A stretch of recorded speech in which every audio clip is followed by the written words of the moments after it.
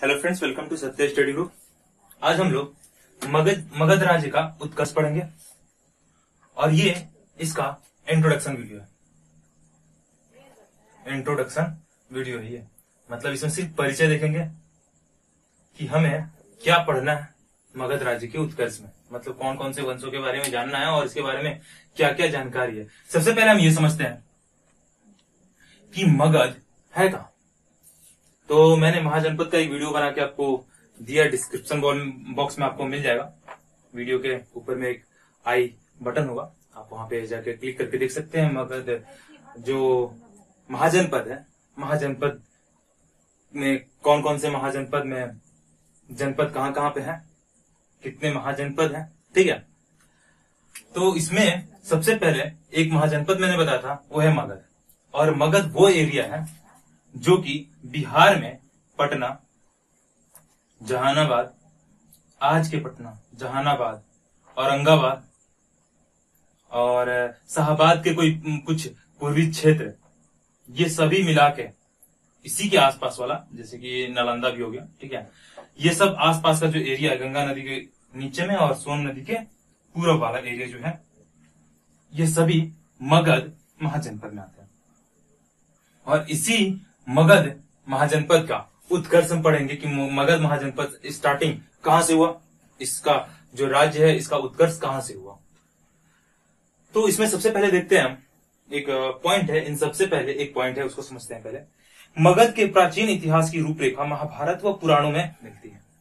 तो ये जो मगध राज्य है इसकी रूपरेखा हमें प्राचीन, मतलब कि जो हमारे महाभारत है, महाभारत बहुत बड़ी ग्रंथ है ये हिंदू धर्म की, और पुराण टोटल 18 पुराण है, आपने पढ़ा भी होगा। सबसे प्राचीन पुराण मत्स्य पुराण है, ठीक है। जो पुराण है और महाभारत है इसमें जिक्र मिलता है किसका, मगध का, पुराण और महाभारत में। इन ग्रंथों के अनुसार मगध के सबसे प्राचीन राजवंश का संस्थापक बृहद्रथ था। ये इंपॉर्टेंट है, बृहद्रथ।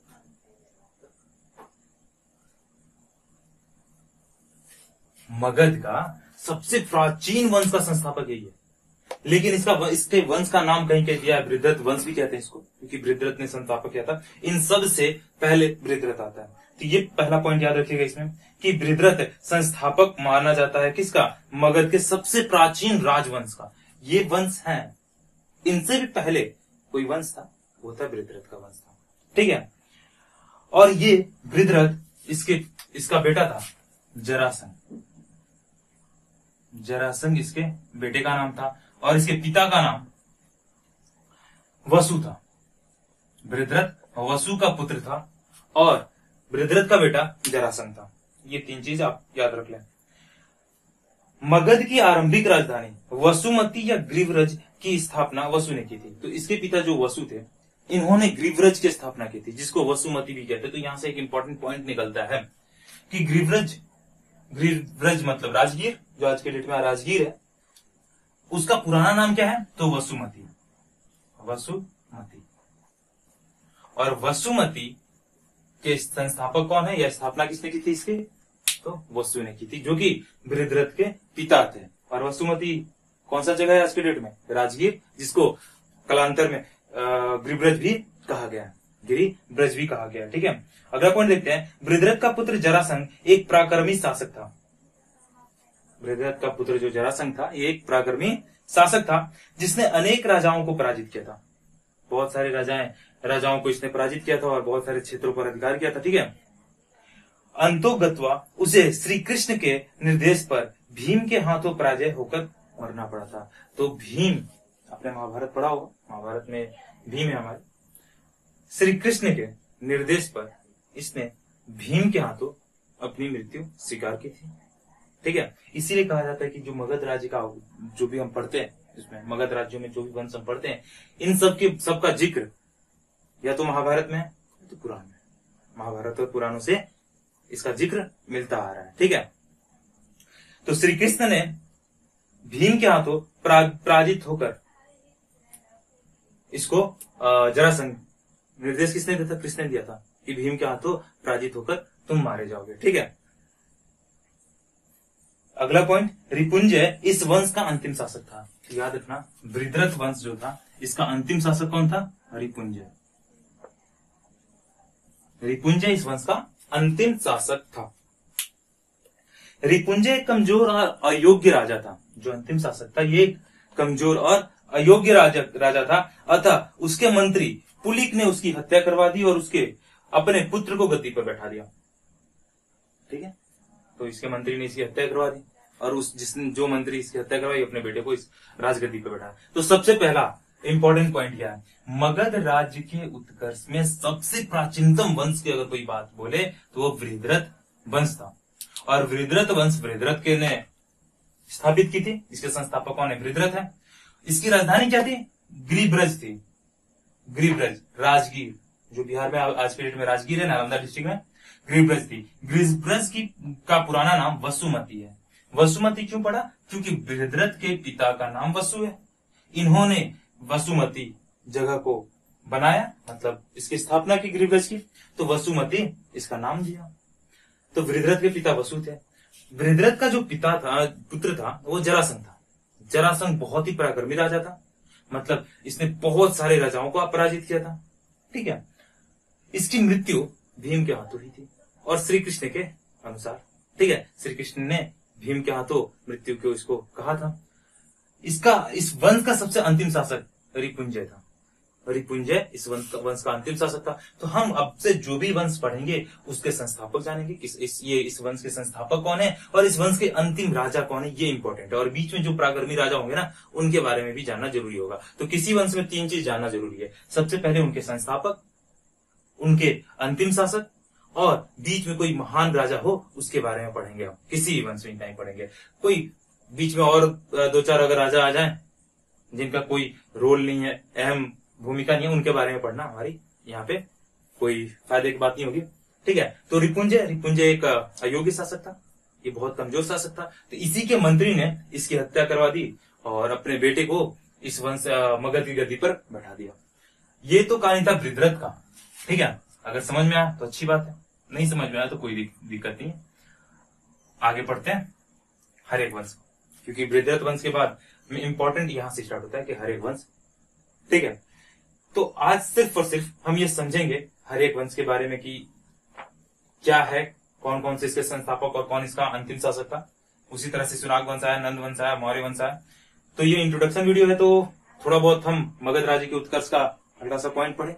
अगले वीडियो में स्पेशल हर्यक वंश को लेके आऊंगा, फिर उसके बाद सुनाग वंश और नंद वंश को लेके आऊंगा, और उसके बाद एक बहुत बड़ा वंश चलेगा जो कि मौर्य वंश है। ये एक अलग ही टॉपिक है। इस मौर्य वंश को पढ़ने के लिए हम ये पूरा इस फिल्म का ले रहे ना ट्रेलर आगे का, क्योंकि हमको इसको पढ़ना है। इसको समझने के लिए इन सबको समझना जरूरी है। ठीक है, तो मगध में सबसे पहला वंश वृद्धरथ वंश था, लेकिन हर्यक वंश हमारा क्या है? मगध में जो एक वंश के रूप में वृद्धरथ का जो वंश था उसके बारे में कोई ज्यादा जानकारी नहीं है, लेकिन वंश के बारे में किसी के बारे में जानकारी होती है तो वो है हर्यक वंश। और इसके संस्थापक कौन है? बिंबिसार। हर्यक वंश के संस्थापक बहुत ज्यादा इंपॉर्टेंट है। मैंने क्यों कहा कि संस्थापक इंपॉर्टेंट है। हर्यक वंश के संस्थापक कौन है? बिंबिसार। और अंतिम शासक कौन है? नागदशक।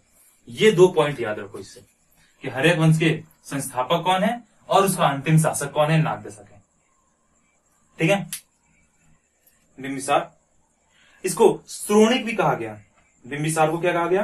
श्रोणिक। एक चीज यहां पे आ गया, ध्यान दो, इन दोनों में कंफ्यूज मत होना।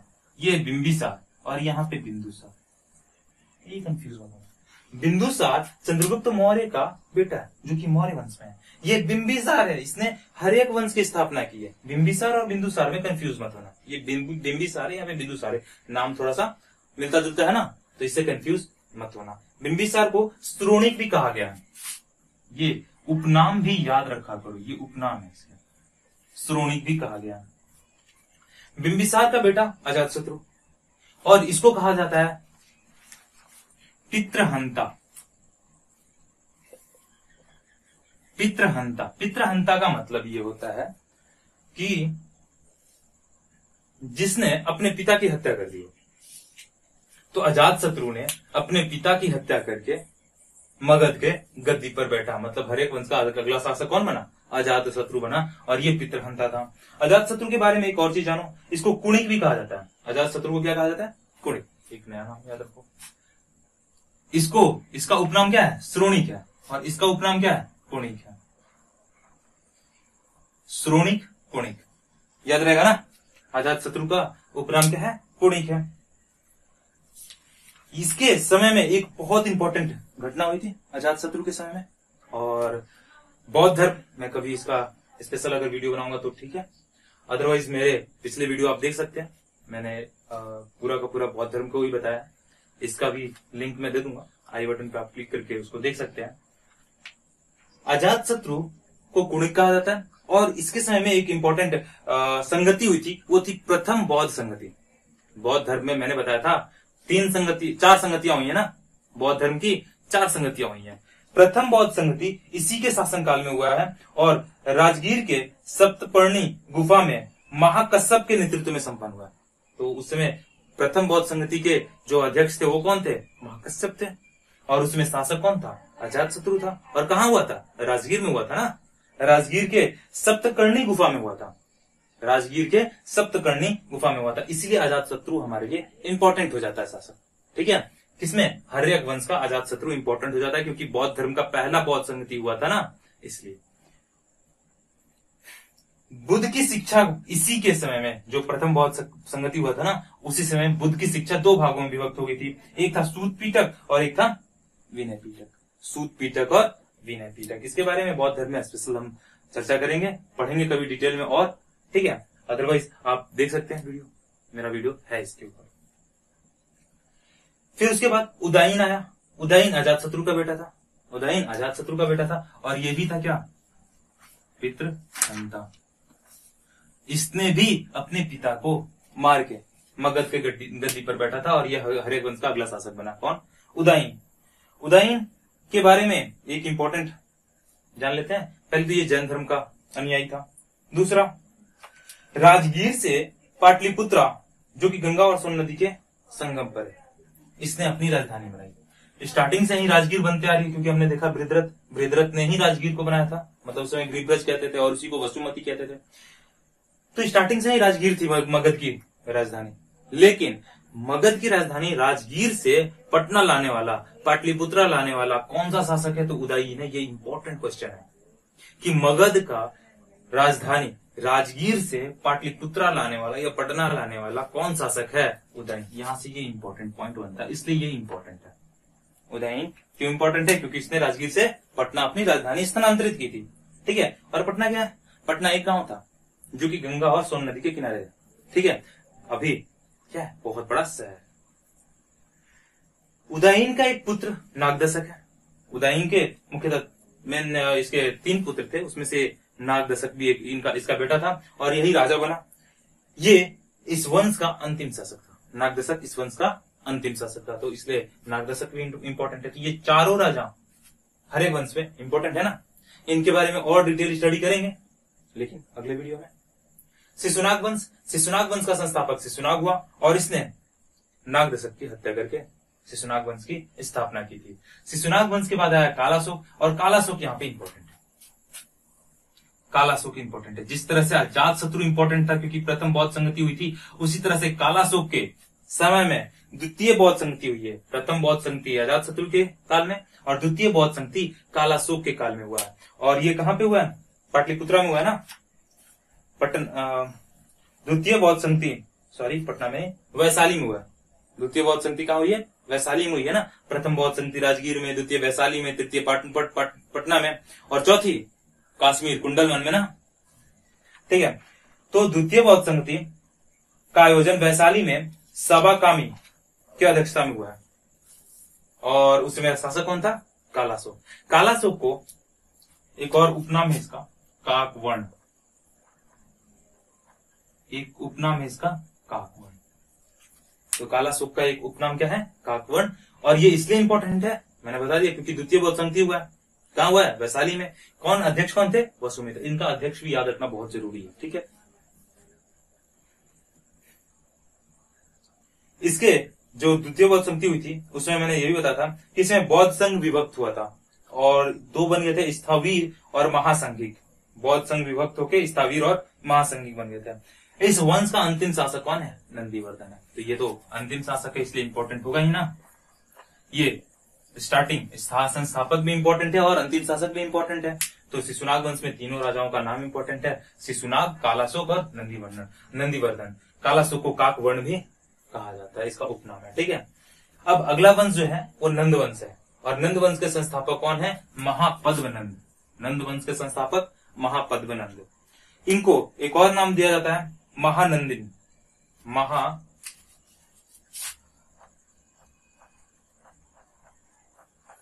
महानंदिन इनका उपनाम कह लो या फिर दूसरा नाम कह लो, महापद्मनंद। नंद वंश के संस्थापक हैं और इनको बहुत सारी उपाधियां और है, उपाधियां दी गई हैं। इनको एकारट भी कहा गया है, इकराट भी कहा गया। महापद्मनंद को एकराट भी कहा गया है। इनको एक छत्र भी कहा गया, है। ठीक है, इनको भार्गव भी कहा गया है। महापद्मनंद परशुराम के अवतार थे। किसके अवतार थे? परशुराम के अवतार माने गए हैं महापद्मनंद, इसलिए इनको भार्गव कहा गया है। ये सर्व छत्रांतक थे, सर्व छत्रांतक। इसका मतलब ये होता है कि क्षत्रियों का नाश करने वाला। किसको कहा गया? महापद्मनंद को। इसलिए महापद्मनंद इंपॉर्टेंट रहते हैं। एक तो नंद वंश के संस्थापक है इसलिए, इनको बहुत सारी उपाधियां दी गई हैं इसलिए भी ये इंपॉर्टेंट रहते हैं। पहला एक राट किसे कहा गया? महापद्मनंद को। एक छत्र किसे कहा गया? इसको, इन्हीं को। सर्व छत्रांतक किसे कहा गया? इन्हीं को कहा गया, क्योंकि सर्व छत्रांतक का मतलब होता है क्षत्रियों का नाश करने वाला। ठीक है, इनके समय में एक बहुत महान ऋषि रहते थे जिनका नाम है पढ़नी। नाम सुने होंगे तुम लोग, पढ़नी। ये बहुत बड़े व्याकरणाचार्य थे, व्याकरण के आचार्य थे। कौन? पढ़नी, जो कि किसके दरबार में रहते थे? महापद्मनंद के दरबार में रहते थे, या इनके मित्र थे। महापद्मनंद के क्या थे? ये मित्र थे, पढ़नी। ठीक है, इनके महापद्मनंद के 8 पुत्र हुए। महापद्मनंद के 8 पुत्र हुए, उनमें से धनानंद इनका बेटा था, जो कि धनानंद नंद वंश का अंतिम शासक हुआ। धनानंद नंद वंश का अंतिम शासक हुआ और सिकंदर का समकालीन था। धनानंद के बारे में इंपॉर्टेंट इसलिए है क्योंकि ये तो अंतिम शासक है, इसलिए भी इंपॉर्टेंट है। ठीक है, दूसरा कि ये सिकंदर का समकालीन था। मैं इसके बाद सिकंदर बताऊंगा कि सिकंदर कौन था, कहां का था, इसका मेन इंपॉर्टेंट रोल क्या है। ये भारत का नहीं था, बाहरी था ना, भारत पर आक्रमण किया इसने बहुत बार। तो ये सिकंदर का समकालीन था। प्लस धनानंद को ही पराजित करके चंद्रगुप्त मौर्य ने मौर्य वंश का स्थापना किया था और मौर्य वंश मगध साम्राज्य का सबसे बड़ा वंश था। मतलब सबसे अच्छे, मतलब कि मगध को चरमोत्कर्ष पर ले जाने वाला वंश जो है मौर्य वंश है। इसके बारे में डिटेल पढ़ेंगे, ये अलग का टॉपिक, ये अलग टॉपिक बन गया। ठीक है, तो धनानंद को पराजित किसने किया था? चंद्रगुप्त मौर्य ने, और मगध पे मौर्य वंश का स्थापना किया था। इसके पीछे भी एक अगला मतलब बहुत अच्छा हिस्ट्री है।